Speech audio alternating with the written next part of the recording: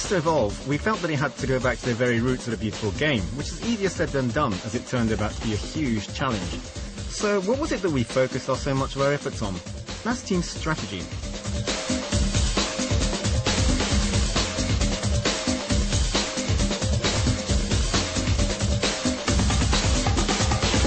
First thing we've done is to overhaul our AI. We did this by introducing two new systems, the first being Team Style, which allows the player to fine-tune the team's setup using these 8 sliders.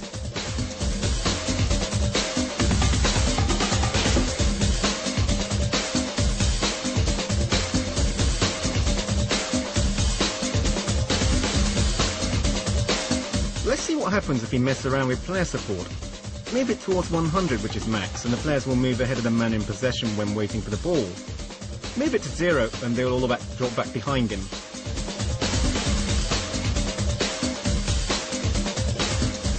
You see it? Set it to 90 and players overtake the man in possession to receive the ball further upfield. Tactical changes take effect immediately, and that is something we worked very hard on.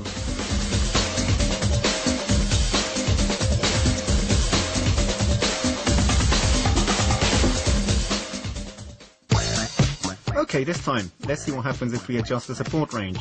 Push it up to 100 and players provide close-knit support. Good if you like playing your short passes. Push it towards 0 and the players spread out.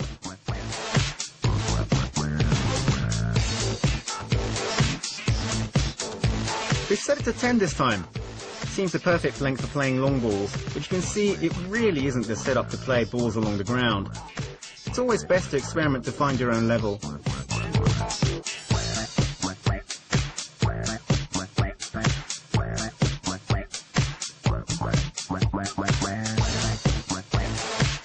First, let's take a look at the 4 offensive sliders.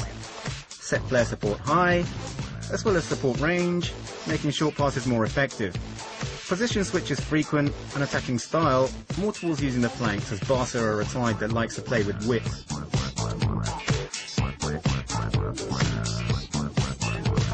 Now, onto the 4 defensive ones. Pressing high, defensive line also set high, as is compactness. Finally, defensive strategy.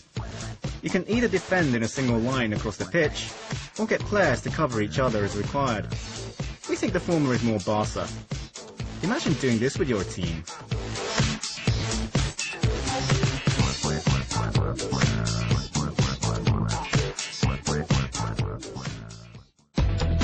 Now, on to the second of the major additions, which are the cards, of which playing style cards are the most significant. While these cards give players a unique edge, it won't boost their parameters in any way, but they certainly provide you with more tactical options.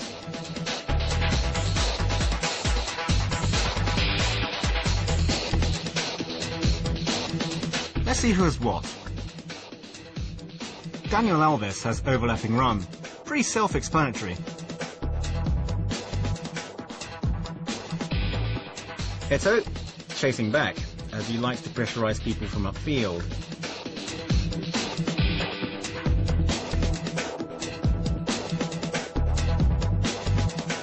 Henry likes to shoot across goal inside the 18-yard box, so cut-back pass.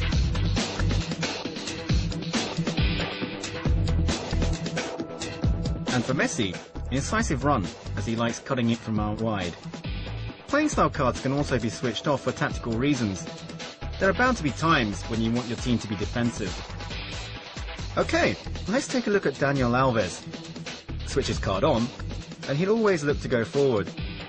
Great when attacking, but leaves gaping holes at the back. Switch it off, and he'll play more like a conventional fullback.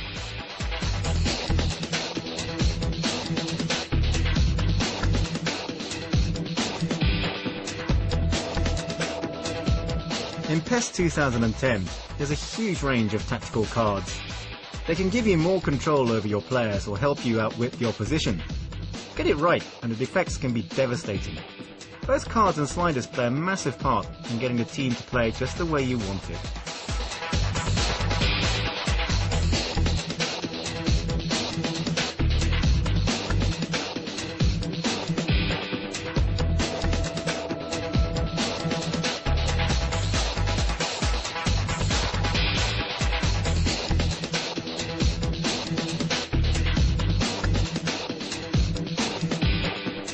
So these are some of the ways in which PES is evolving. It gives you, the player, a much greater level of control in setting up the team. We hope that fans can find honing the tactics and settings to perfection through many hours of play and the odd sleepless night a rewarding experience in creating your own winning formula.